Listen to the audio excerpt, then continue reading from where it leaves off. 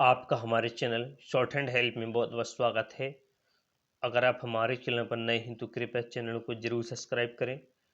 आज की डिक्टेशन को स्टार्ट करते हैं 5 सेकंड के बाद। स्टार्ट। अध्यक्ष महोदय, सरकार चाहती है कि अन्न के मामले में देश आत्मनिर्भर बने, तो मेरा सुझाव है कि जिन जगहों पर काफ़ी संख्या में ट्रैक्टर से काम लिया जा रहा है, आपको कोई कारखाना खोलना चाहिए और सस्ती कीमत पर उनकी मरम्मत की व्यवस्था करनी चाहिए। आप बाहर से ट्रैक्टर मंगा रहे हैं। मैं समझता हूँ कि यह सारा रुपया व्यर्थ व्यय किया जा रहा है। मेरा सुझाव है कि इस देश में ही ट्रैक्टर बनाया जाए। बाहर से खेती के सामान जो आ रहे हैं, कारखानों से होकर ही आ रहे हैं। इनको जहां भेजना हो वहां सीधा भेजा जा सकता है, किंतु हो यह रहा है कि पंजाब सरकार द्वारा इनको सारे देश में वितरित किया जाता है।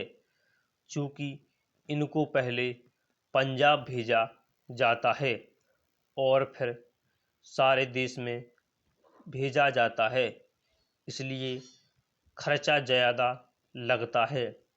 खर्चा कम करने के लिए, लागत कीमत कम करने के लिए यह आवश्यक है कि इनको सीधे भेजा जाए। मैं समझता हूँ कि इसमें कोई औचित्य की बात नहीं है। इस पर भी आपको विचार करना चाहिए। आपको किसानों की सहायता करनी चाहिए। उनकी हिम्मत आप ना तोड़ें। हमें चाहिए कि उनको हम सस्ते दामों पर खाद दें, बिजली दें, बीज दें और पानी भी दें। लेकिन ऐसा ना करके हम देख रहे हैं कि हर चीज़ के दाम बढ़ाए जा रहे हैं। नलकूप पर आप कर लगा रहे हैं, उनको बिजली नहीं मिल रही है। इस ओर आपका ध्यान जाना चाहिए। वास्तव में आप कृषि की उन्नति चाहते हैं तो सिंचाई और बिजली का भी काफ़ी इंतजाम होना चाहिए। जब तक सिंचाई और बिजली का इंतजाम नहीं होगा, तब तक खेती की उन्नति नहीं हो सकती। अब तक सिंचाई और बिजली तो एक मंत्री के हाथ में है, लेकिन कृषि दूसरे मंत्री के हाथ में है। ऐसा नहीं होना चाहिए। सिंचाई, बिजली और कृषि अगर किसी एक मंत्री के हाथ में हो तो खेती की उन्नति का काम सरलता से हो सकता है। मेरा निवेदन है कि इस ओर भी आपका ध्यान जाना चाहिए। समाजवादी समाज की रचना की बात बहुत कही जा रही है। गरीबों को दूर करके हम सबको बराबर लाना चाहते हैं, लेकिन देश में गरीबी आज भी बढ़ती जा रही है। मैं यह नहीं कहना चाहता हूँ कि हमारे देश में सरकार ने कुछ नहीं किया है। अध्यक्ष महोदय, बहुत कुछ किया है, लेकिन महंगाई बढ़ती जाती है और इस कारण से जो देश की खेती की या किसानों की उन्नति हुई भी है, वह महंगाई के कारण समाप्त हो गई है। तो ऐसी स्थिति में अगर हम किसान को अन्न की उसके पैदावार की कीमत अधिक नहीं देंगे तो हमारे देश का कल्याण नहीं हो सकता है। मैं कोई यह नई बात नहीं कह रहा हूँ। पहले अमेरिका में यही किया गया।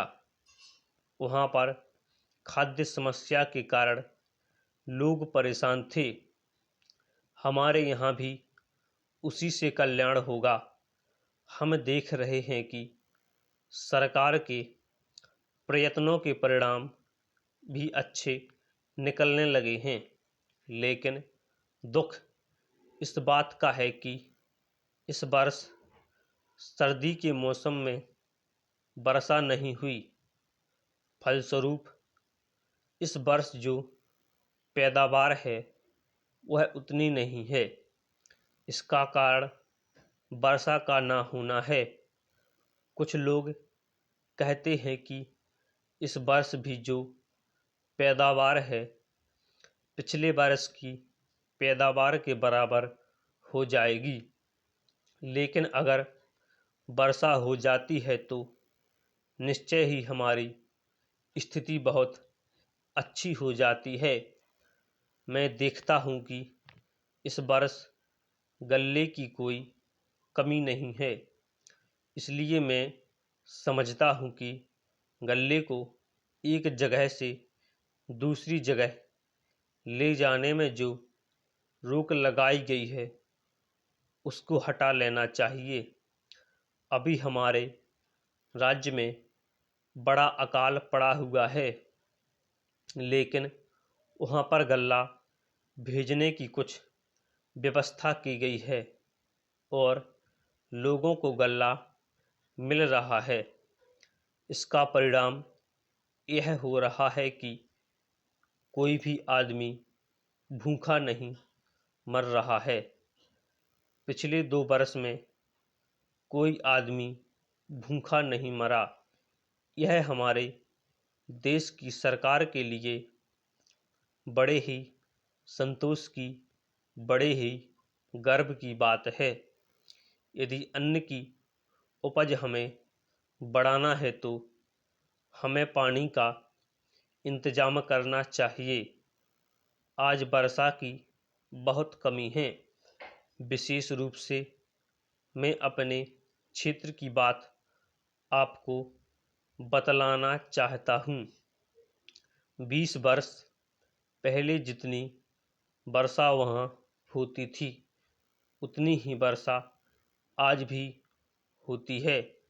वहाँ नहर भी है, लेकिन नहर का पानी वहाँ नहीं जाता है। नहर के पानी को आगे ही रोक लिया जाता है। बांध भी बना है, किंतु हमारे राज्य के लिए पानी नहीं दिया जाता है। इसका परिणाम यह होता है कि पानी ना मिलने के कारण लोगों को काफ़ी परेशानी का सामना करना पड़ता है।